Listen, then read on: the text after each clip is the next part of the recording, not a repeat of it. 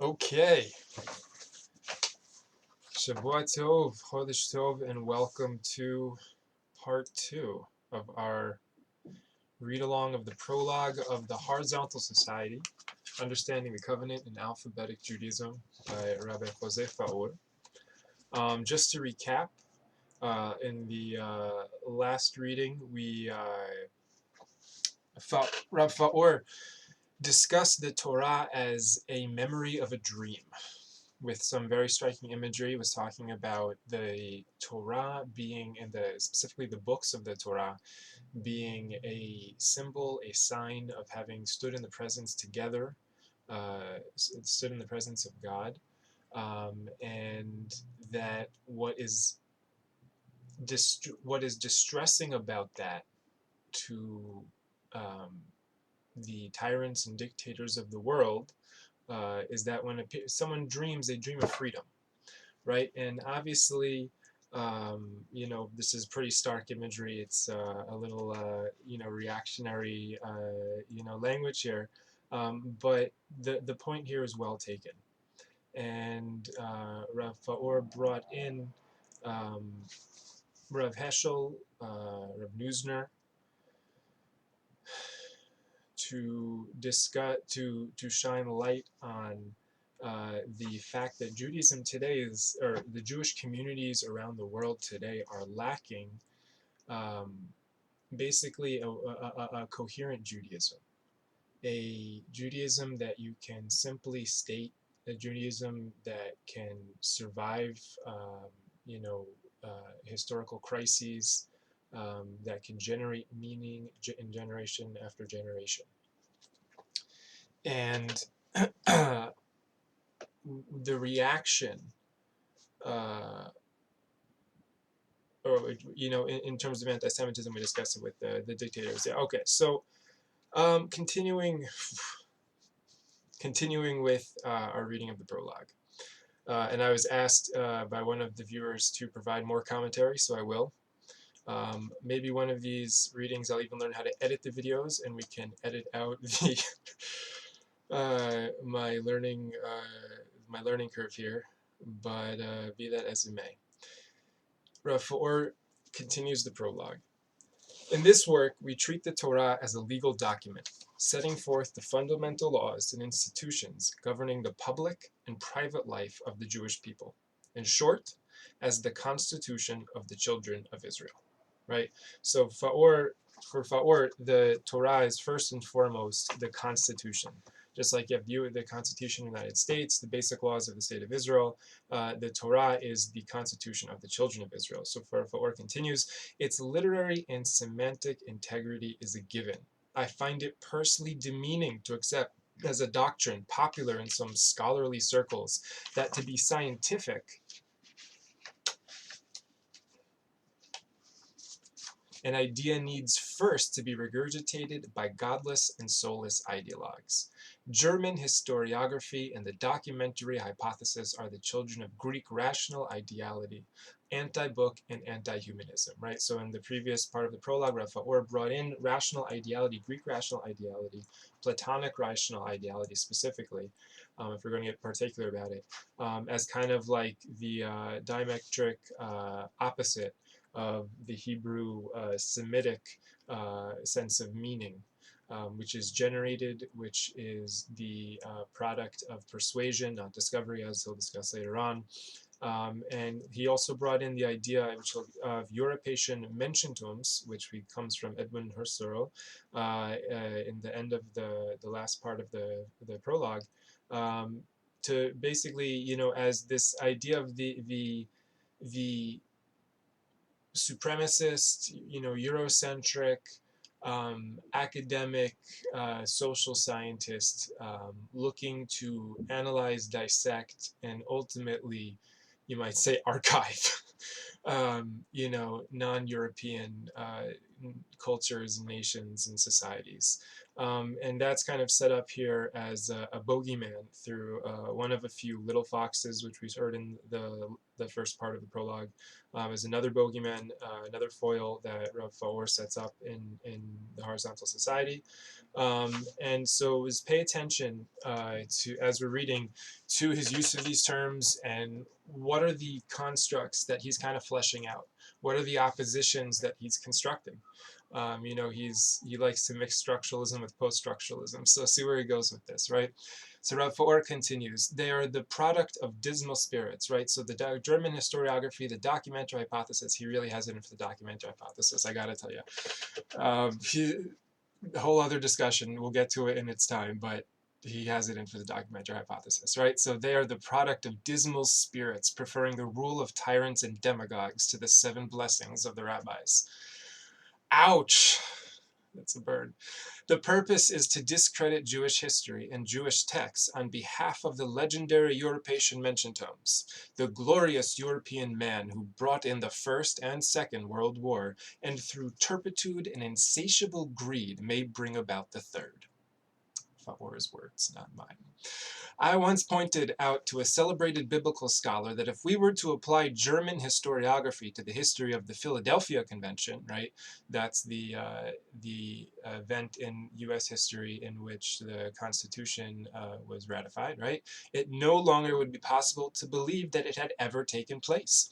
Similarly, if we were to apply the documentary hypothesis to the text of the Federalist Papers or the U.S. Constitution, these documents would have zero standing.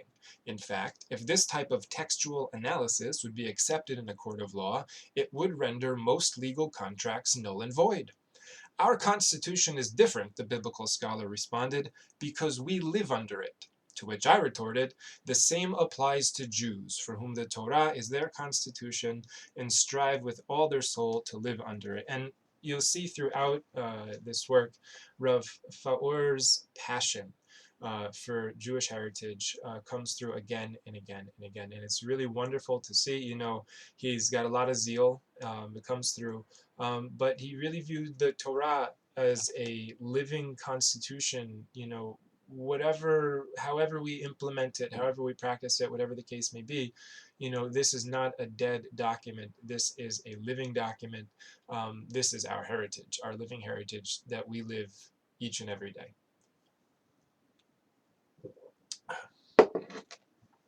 Rabbi Faur continues, I fully concur with Professor Neusner that we cannot hope to define a single Judaism that sets the standard for all competing versions, for the simple reason that Judaism requires communities. Since there are many communities of Judaism and they differ from one another, we must speak of Judaisms in the plural. With one caveat, there is no such thing as mine alone, right? Judaism is a function of community, is dependent on community, is in some ways synonymous with community, right? The same principle applies at the purely intellectual level. My own Judaism, Faur speaking, has its roots in Old Sepharad, generally described as Maimonidean. I prefer to call it alphabetic Judaism, because it generates Jewish knowledge and values from a scrupulous and delicate study of the texts of Israel, alphabetically, where every letter and linguistic nuance count. Therefore, as it will be obvious through the course of this work, my understanding of Jewish texts, including the Scripture and Talmud, is not always congruent with current interpretations, both traditional and scholarly. Let me begin by stating that I don't regard Judaism as a religion in the standard Christian sense of the term. Let me repeat that. Let me begin by stating that I don't regard Judaism as a religion in the standard Christian sense of the term. That's going to be something that's very important to understand and grasp, to really get what Rav Faur's hashkafa in Mesoret is. As it's presented so comprehensively in the horizontal society. Judaism is not a religion.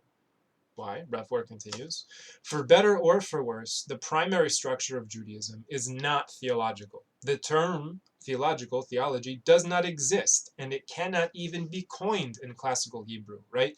Dat, the word dat, which appears as Ishtat Lamo, but in a different sense there. But it ultimately comes from the Persian. When it's used to refers to religion, it comes from the Persian word dat, which actually just means law. It doesn't mean religion in the sense of belief system or a set of creeds or dogmas or that kind of stuff, right? So the term does not exist, and it cannot even be coined in classical Hebrew. This is not to say that the Hebrew scripture and rabbinic texts are not bursting with concepts that one can treat theologically and philosophically. Right. However, as with the philosophy of science or law, the subject itself, science or law, is not philosophy, right? So just because you can understand Judaism philosophically or understand it religiously, understand it, right? So that doesn't mean, though, that it itself is religion or philosophy, right? Okay. So in this regard, it is instructive to, and just to make that clear, and also just because you can construct a framework or a model within those domains for that subject, for Judaism, it doesn't mean that it is reducible to any one model, right? In this regard, Faur continues, it is instructive to notice that Maimonides classified belief in God as one of the 613 precepts, mitzvot, of the Torah, which presupposes a primary political and judicial context having nothing to do with theology. To render the God of the Hebrew scripture asunder from its original context would be no less misleading than doing the same with "In God we trust" on our dollar bills, "So help me God" in our courts of justice, "Under God and all men are created equal" in the Declaration of Independence, and then proceed to develop an American theology refusing to acknowledge the context of these terms. Right? Now, I think it's actually not inappropriate to develop some kind of sociology of like American religion and the USA, that addresses and includes, those expressions of religious meaning. But what Faur is saying is that context is important, and that we couldn't then say that the purpose of the "In God We Trust" on the dollar bills is to express theology, or saying "So help me God" in our courts of justice makes the court a a clerical court or a theological court or a theocratic court, or the Declaration of Independence a you know religious manifesto. Although it mentions, creation, and all that endowed by their creator, it's not a religious manifesto, it's a political manifesto, right? Okay, Faur continues. The purpose of law, whether Jewish or non-Jewish, is to build bridges. Disciples of sages taught the rabbis increase peace in the world, right? Marbim shalom ba'olam. The purpose of theology is to point at differences between various creeds and explain why one system is superior or inferior to another. There is another reason for not focusing on theology. The subject interests only theologians who teach other theologians, who would want to teach other theologians ad infinitum. Today, people are more interested to know what the Torah and rabbis have to teach about limited sovereignty, division of power, distribution of wealth, pseudo-democracies, dictatorship, the right of privacy, equality before the law, constitutional interpretation, consensus understanding, world peace, etc., rather than theological niceties. If for the sake of reference and illustration, parallel works are needed, it would be more helpful to consult modern constitutions, legislation, and judicial decisions than works on theology and religious hermeneutics.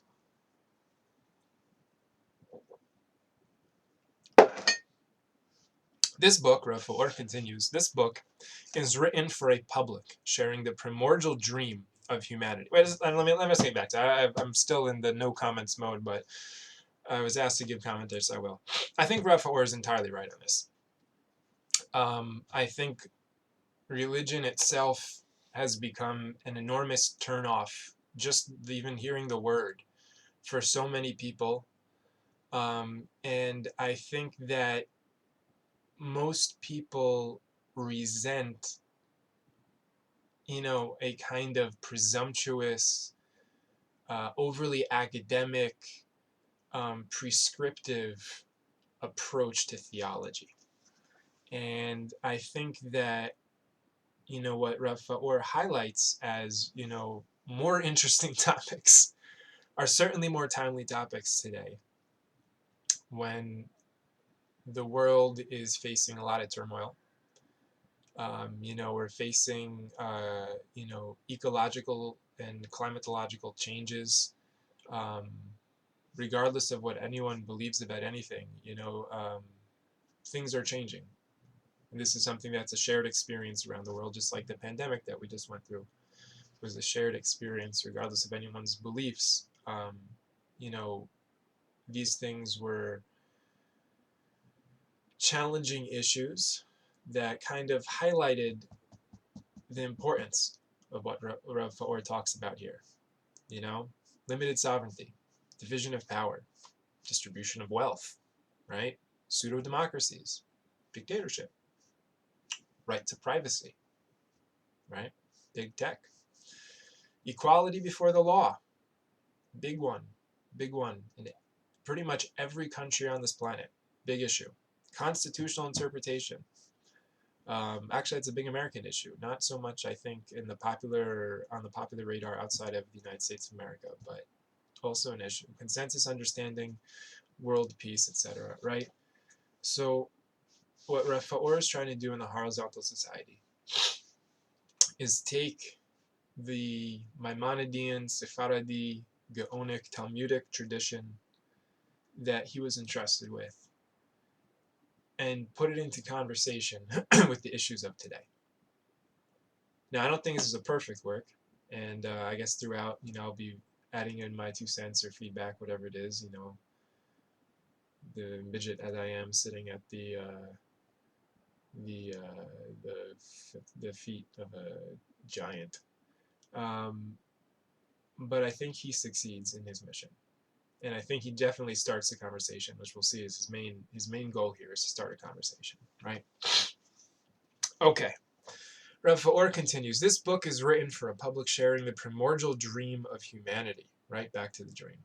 The style is of rabbinic discourse, melissa. The objective is not to demonstrate. For every argument, there will be a counter-argument, but to open a dialogue, which, hopefully, will result in a new flow of ideas. To facilitate a better grasp of the subject at hand, every section is accompanied by introductory remarks and concluding reflections. The appendices at the end of the book intend to further document and analyze rabbinic concepts and terms, which are treated differently than standard scholarly and rabbinic interpretation. Just, there's something like 70, let me say, there's 70 appendices? Yeah, let's just see that. 69. All right. Yeah, 70. 70 appendices.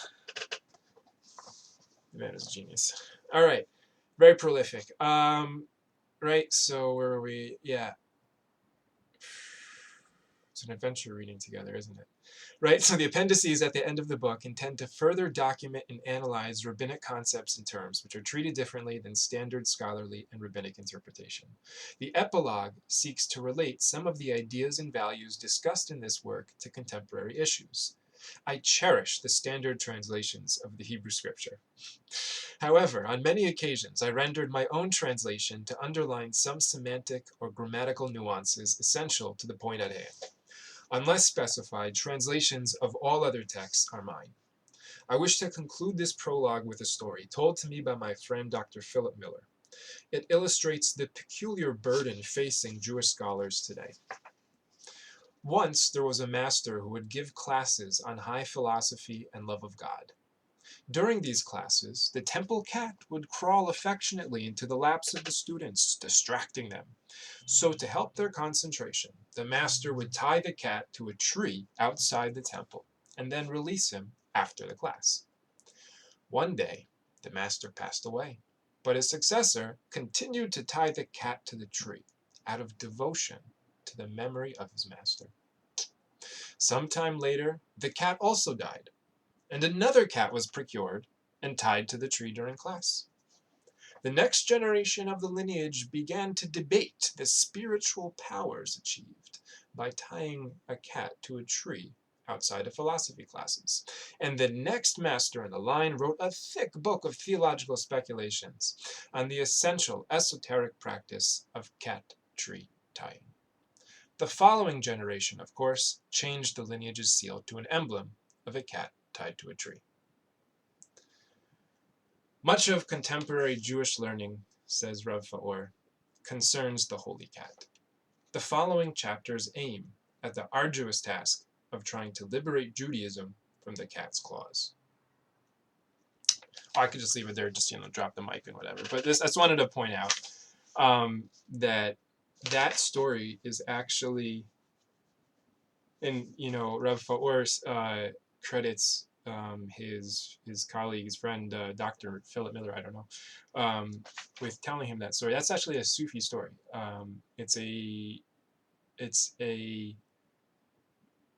It is told for the purpose that Rav Faur brings it in here. I think the meaning is really clear, so it lends itself to the point.